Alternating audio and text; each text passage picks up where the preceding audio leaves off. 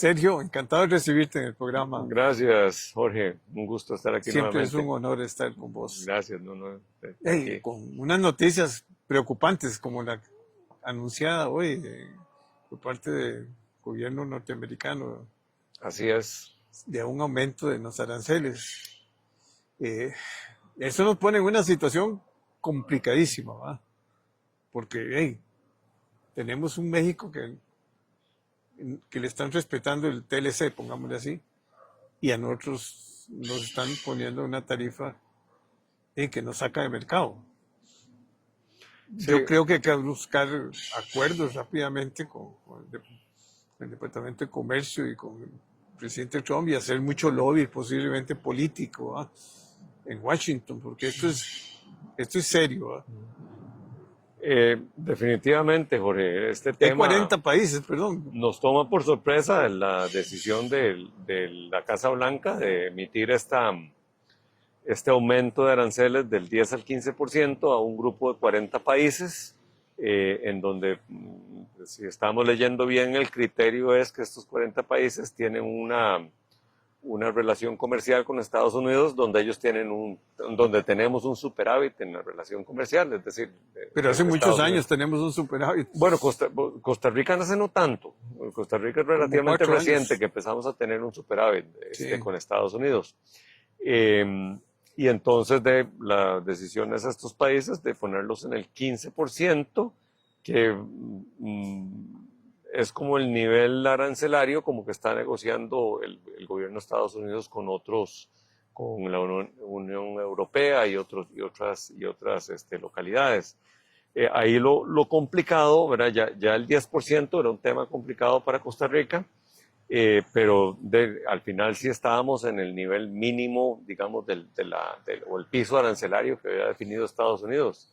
Aquí, como vos bien lo apuntás, lo complicado es que ya no estamos en el piso. Ahora, Estamos a un ahora, 50% más ahora del piso. subimos más del piso, entonces tenemos el problema serio de que hay países que no le subieron el arancel y son países donde tienen productos que compiten contra productos nuestros. Un ejemplo es la piña hondureña. Honduras quedó en el 10 y ahora nosotros estamos con 15. Y lo que bien apuntas, que esa sí es una profunda preocupación, es que hasta ahora la situación con el MCO, que es el tratado entre Estados Unidos, México y Canadá, Se está respetando. se está respetando. Entonces Y la discusión de aranceles hasta ahora va a poner más con, competitivo un país que otro. con México y Canadá ha sido sobre lo que no está en el tratado, pero lo que está en el tratado está. Entonces, por ejemplo, ¿qué está dentro del tratado de México con Estados Unidos? De implementos médicos. Todos los medical devices están dentro de este tratado y entonces México está entrando con cero.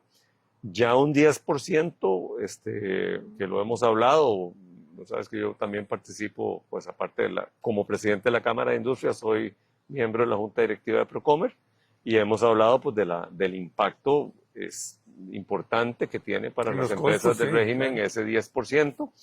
Y obviamente, pues si 10% era una preocupación, pues como bien vos lo apuntás, 15% es un 50 más por ciento de preocupación. Entonces, este es un tema muy complejo, que, pues, Y que sí, afecta a una de del área que ha crecido más y que tiene, correcto, que correcto, exporta correcto. La la suma afectación más importante, ¿va? de implementos médicos Dos es mil, el 47% de sí, las sí, como dos exportaciones mil y pico industriales, millones de dólares.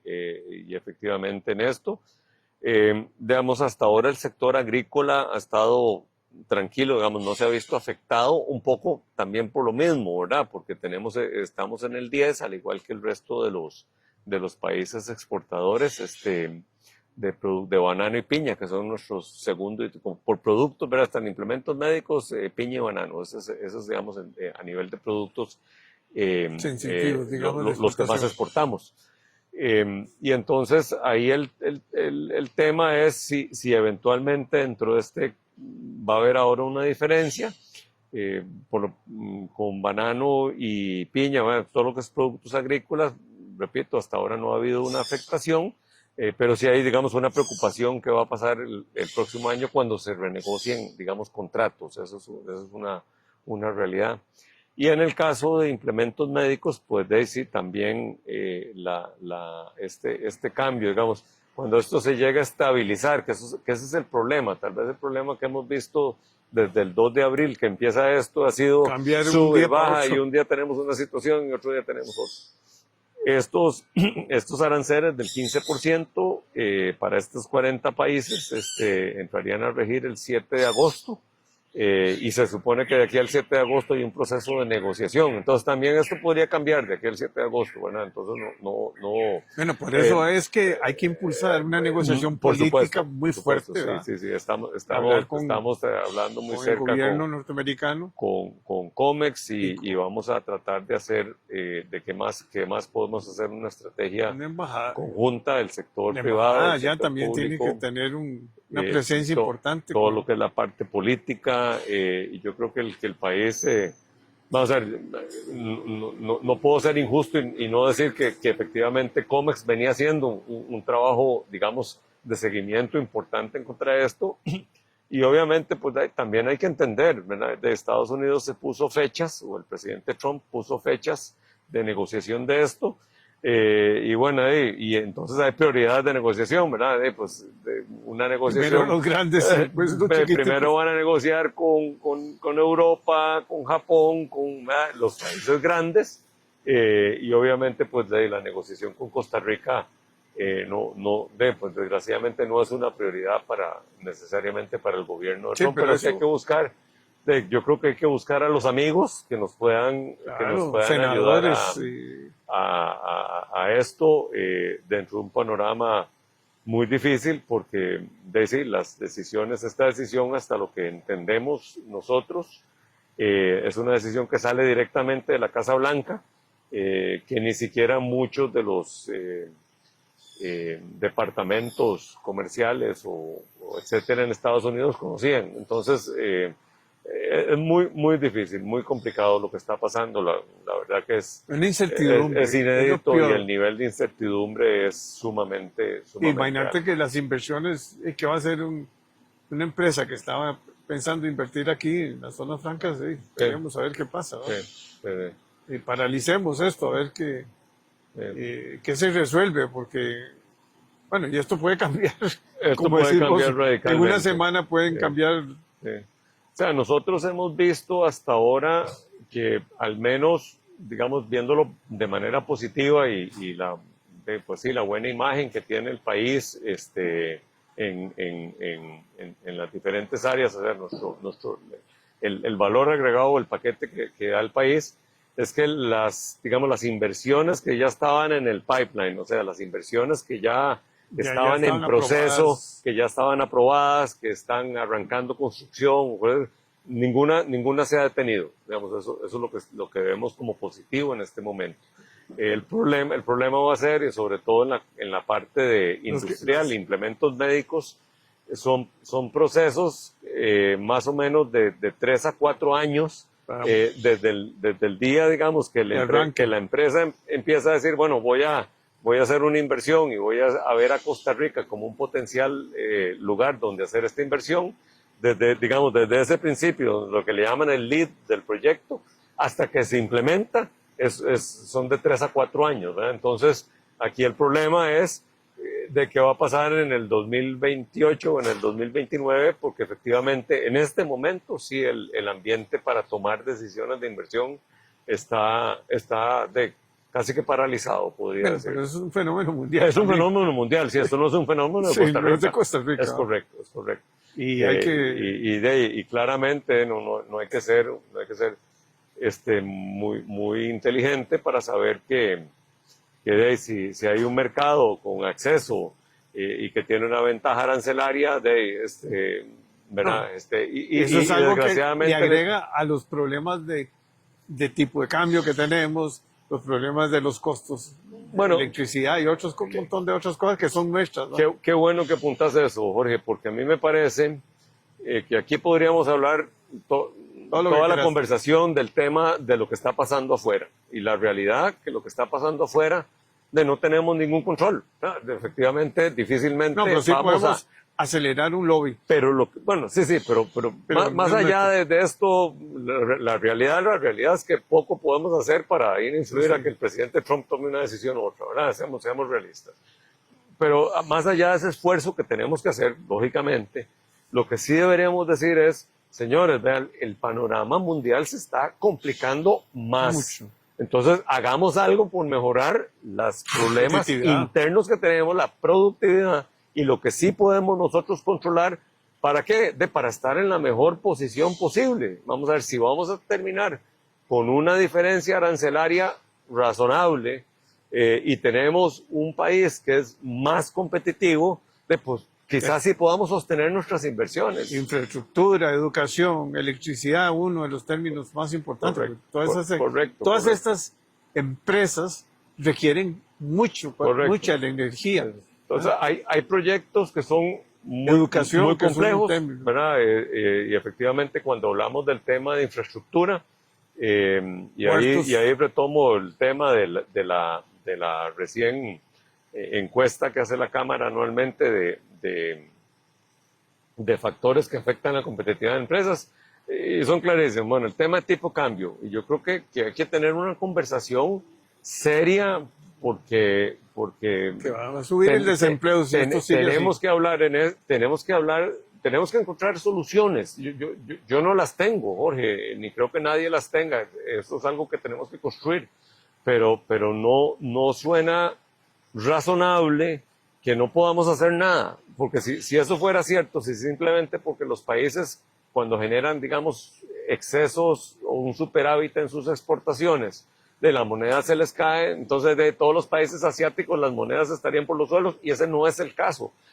Tiene que haber estrategias para poder manejar esto. Sentémonos a hablar de esto, pero hablémonos en serio y no desde un punto de vista de que cada quien, digamos, defendiendo lo suyo, el Banco Central defendiendo su política monetaria para el tema de inflación que llevamos 16 meses que ni siquiera cumple la meta. Negativa, fuera de meta. Es que el que sea negativa no es necesariamente bueno, ¿verdad? Lo bueno es que esté en la meta, porque para eso existe una meta, para cumplirla. Y si el Banco Central no la está cumpliendo, bueno, sentémonos a hablar qué hacemos con eso. Pero hablemos. Cosas que sí podemos hacer. Energía, vos lo tocaste, Jorge. Energía, tenemos que dar un paso importante, señores. El país requiere, y no solamente requiere, sino que tenemos una oportunidad. Este país tiene una oportunidad de oro de crecer con una cantidad de energía, de generación de energía eléctrica, para hacer dos cosas, ¿verdad? Ser un líder en la producción de energía eléctrica renovable,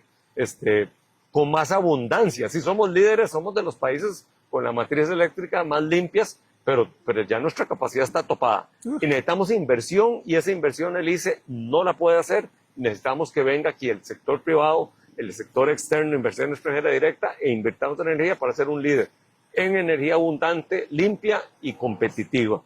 Y esa diferencia, Jorge, le va a dar al país una capacidad de competir, ¿verdad? Porque ahora con la inteligencia artificial se va a requerir muchísimo. Bueno, lo que está pasando está cambiando por eso. Que está cambiando en el mundo en los últimos 2 años. Nosotros estamos hablando. Se están hablando de energía atómica. La energía nuclear, porque en Estados Unidos no está alcanzando la energía. Toda esta creación de los centros de datos para generar el tema de inteligencia artificial, se está consumiendo toda la energía disponible y en esto. Y el otro tema, Jorge, que tenemos, que la gente cuando habla de energía inmediatamente piensa en energía eléctrica, inmediatamente piensa que somos muy renovables, pero la realidad del país es que el 65% de la energía, porque la energía no es solamente la electricidad, es todo lo que usamos en combustibles, es combustible, es derivado del petróleo.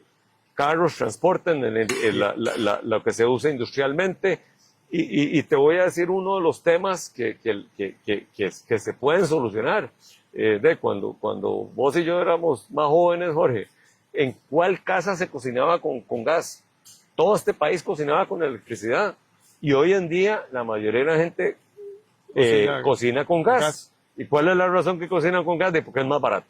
Entonces, si tuviéramos energía realmente económica, la gente no estaría cocinando con gas, y el gas LPG es hoy por hoy el combustible que más crece en este país. De hecho, el país se está carbonizando. Lejos de estarnos descarbonizando, estamos carbonizándonos, porque cada vez consumimos sobre todo más gas LPG. Entonces, tenemos una responsabilidad con nosotros y con el mundo de descarbonizar este país. Este país se puede descarbonizar si tenemos abundante, porque el único camino para descarbonizar es la electrificación, o sea, que sustituyas energía que estás quemando combustibles con esto. En el sector industrial, por ejemplo, calderas eléctricas. Calderas eléctricas son rentables con energía más barata. Con el costo de la energía que tenemos hoy en día, ni siquiera uno puede darse el lujo de pensar en una caldera eléctrica. Entonces, ese es el tipo de cosas que tenemos, pero que podríamos hacer un cambio importante. Tenemos un proyecto de ley que ha sido ya consensuado. Y digo yo consensuado porque ese proyecto es un proyecto que a los que quisiéramos ver una apertura más importante, pues no la hace. Pero a los que quisieran ver, digamos, una gran protección, tampoco les da. Entonces, es un proyecto que por lo menos cumple con 3 elementos básicos, que es tener un centro de despacho independiente. Eso es fundamental para que esto funcione, nada más. Y tener, pues, la capacidad de generación, de meter proyectos de generación que se compitan. No estamos diciendo ni siquiera privados, no, porque pueden ser del ICE, pero que el ICE compita para esos bloques. Los costos. Y después de un operador de mercado, pues que se encargue de hacer el trabajo como tiene que hacerse. Entonces, digamos, son cosas muy básicas, y eso lo podríamos hacer, y lo podríamos hacer ya. Tema de jornadas. Jorge, el tema de jornadas se convirtió porque, desgraciadamente, al igual que energía, un poco al igual que energía, con jornadas nos está pasando lo mismo. Son decisiones políticas ideológicas las que ponen a la persona técnicas a opinar, no técnicas. Porque, perdón, si la gente se leyera, aunque sea el título del proyecto, Jorge, el título del proyecto es clarísimo, son jornadas especiales para fuentes especiales. Es para un grupo de empresas sumamente restringido, más bien lo que nos han reclamado otros sectores, otras empresas, es que ¿por qué esto no podemos ampliarlo más? Bueno, no, es así, es muy, muy restringido. Porque tiene que competir a nivel internacional. Es correcto. Entonces, esto le abre una oportunidad a un grupito de empresas que le da la oportunidad de darle la seguridad jurídica para que puedan operar tranquilamente en el país procesos continuos. Eso es una solución que damos. ¿Va a cambiar el mundo? No va a cambiar el mundo, pero es que esto es una cuestión de mejoras incrementales, no es una cuestión de que vamos a descubrir, ¿verdad?, el agua tibia de un día para otro. Entonces, este es el tipo de cosas que tenemos que implementar en el país, y ya más de largo plazo, ¿verdad?, lo que vos estás tocando, el tema de educación. Tenemos ya 2-3 años que el tema de talento sale dentro de las mayores preocupaciones que tiene el sector industrial. No hay talento, Jorge, y no es que no hay personas, sí hay personas, pero un grupo está fuera de la fuerza del trabajo, Dios sabe haciendo qué, y otro grupo está, el 45% de la gente está metido en la informalidad. Eso es una injusticia que tengamos empresas que están dispuestas a dar puestos de trabajo muy buenos, porque ya en Costa Rica ya ni siquiera existe la maquila barata que todos conocimos. Eso ya no existe en el país. Lo que tenemos son empresas de un valor agregado. Y valor agregado. Pero esas empresas necesitan que la fuerza de trabajo tenga educación, tenga formación, hay oportunidades de desarrollo, obviamente si tenés bilingüismo. Entonces, y es realmente una lástima que tengamos gente que no tuvo oportunidad de prepararse y está trabajando en el sector informal, que, hablando de todo un poco, en el sector informal trabajan las jornadas que les da la gana, les pagan lo que les da la gana, no les pagan. Entonces yo no me explico cómo se rasgan las vestiduras cuando hablamos de una jornada autorizada para el sector formal. Y el sector informal, ahí sí que todo el mundo está tranquilo, porque ahí hacen lo que les da la gana. Entonces, Sí, ahí los horarios no son relevantes. Ahí, ahí no hay horarios, no hay garantías no hay sociales, no hay garantías, nada. no hay vacaciones, no hay nada, Jorge. La gente trabaja de totalmente en la informalidad. Si a esta gente le podemos dar oportunidades de formación y de educación, pero realmente importantes, Y ayudamos a la Caja del Seguro Social, porque eso es parte de una población que no está aportando a la y, Caja. y ayudamos y ayudamos al otro gran problema que tenemos, que es el tema de seguridad, ¿verdad? Que ya no salen las encuestas como un problema que está afectando al sector productivo. Y si vos querés arreglar el problema de seguridad a largo plazo, Sí, sí, educación educación y trabajo. educación y trabajo. Claro. Si tenés gente educada y les das oportunidad de trabajo bueno, el problema de seguridad va decayendo. Y el INA. Jorge, en el INA, El INA con tantos recursos en el y INA, sigue amarrado con la estructura esa. bueno, que pero tiene. estamos conscientes que el INA se había logrado en Una parte. en la administración pasada, una ley que reformó y le daba al INA la capacidad De de contratar. contratar, Sí. ¿ves? Y efectivamente se estaba haciendo grandes planes, ¿verdad? Siendo justos con, por lo menos la dirección del INA, se estaba haciendo grandes planes Pero- para esto. Pero otra vez lo mismo, los sindicatos del INA presentan un recurso de inconstitucionalidad, encuentran algún pero en el proceso legislativo y ¡pum!, se lo traen para abajo y regresamos al Sí, paso bueno, de antes. pero ahí es donde hay esa impaciencia de los que están gobernando, de decir, bueno, pero ¿qué es este desastre? O sea, no puede ser que una negociación de INA que tiene desde que cuando yo estaba en el gobierno, Sí. era parte decía yo, ¿cómo es posible que sigamos haciendo cosas artesanales cuando estamos hablando de ahora de la inteligencia artificial y estamos hablando de carros eléctricos, estamos hablando de una revolución completa? Bueno, de aquí a que el INA pueda contratar Sí. bajo el esquema de servicio civil a expertos en inteligencia artificial para dar estos cursos, ya la inteligencia artificial que conocían a esos expertos ya no va a existir. Esa es la realidad, ese es el problema. Y por eso damos de cosas. Están haciendo esfuerzo, de hecho se está haciendo un convenio con el INA y Procomer para fortalecer capacitación. O sea, no es que no se hacen esfuerzos, sí se hacen esfuerzos, pero efectivamente un impacto grande Y la país, velocidad. y la velocidad Es que los cambios hay que desgraciadamente hacerlos ahora. no la logramos. Sí. Muy rápido, Sí. Jorge. El mundo Se vuelve un obsoleto en el mundo cuestiones- nos está cambiando así, enfrente de nosotros. Sí. ¿Verdad? Las nuevas disposiciones comerciales, la inteligencia artificial, o sea, nos está cambiando el mundo delante de nosotros y tenemos todavía instituciones que estamos viendo para atrás y estamos pensando en cómo defender el status quo. Pero es que el status quo va a dejar de existir muy pronto, Jorge. Sí, eso el servicio civil y la protección de los sindicatos y la inamovilidad. No sé cómo es correcto. eso, la inamovilidad. Es correcto. Cuando el mundo se mueve Es correcto. y esto... Entonces, ese es el gran reto. El gran reto Y el es, gran es- reto es que nos convenzamos todos, todo el país, todo esto, que tenemos que hacer un gran esfuerzo para ver cómo mejoramos lo que estamos haciendo. Lo que estamos haciendo bien, cómo lo hacemos mejor. Y lo que estamos haciendo mal, obviamente, cómo hacerlo bien. ¿Verdad? Porque no, en el momento que estamos no podemos darnos el lujo de no levantar cada piedra y no tratar de mejorar cada cosa que podemos mejorar. Ese es el resumen. Y si haciendo todo esto, Jorge, porque las circunstancias mundiales nos va mal, yo creo que por lo menos tenemos la satisfacción de Que decir como luchamos. país, luchamos. Sí. ¿Verdad? no, lo peor es estar uno pero esperando ahí, como, ¿qué esperar? ¿Qué? Si es correcto. el mundo se mueve a una Correcto. velocidad tan impresionante. Correcto. Cuando uno ve la velocidad, por ejemplo, el crecimiento de China, yo escribí un libro sobre China hace casi 30 años, ¿verdad? Previendo eso porque tuve la oportunidad de investigar y analizar y ir a bibliotecas y todo, porque ya ni las bibliotecas van. Ajá.